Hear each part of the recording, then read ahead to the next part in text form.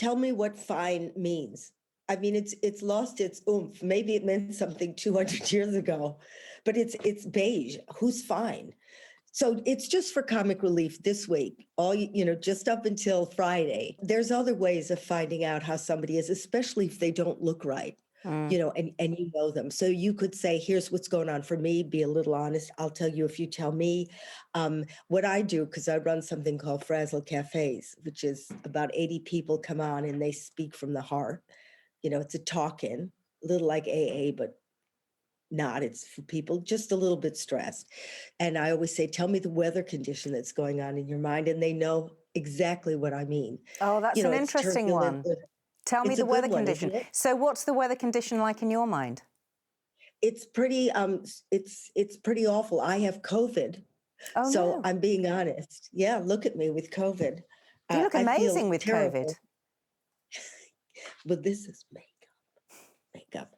But I do have COVID. And so I wouldn't say fine.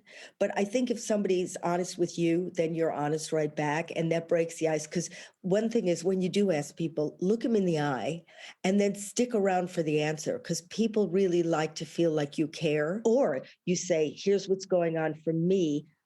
Could you give me any advice? Let's say, if you want somebody to tell you how they really are, start with yourself and then say, I really need help. What would you advise?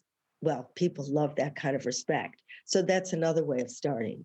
Yeah. But always say it with a smile, because otherwise they'll think, oh, where's she going with this? Oh, well, that's interesting because in my work, there's not a lot of humour that goes on.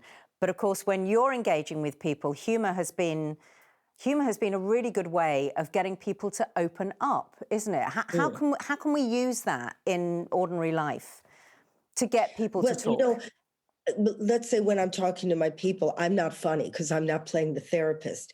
I let it rip, and people are saying the weather condition that's going on in them. But besides comedy, there's something called warmth.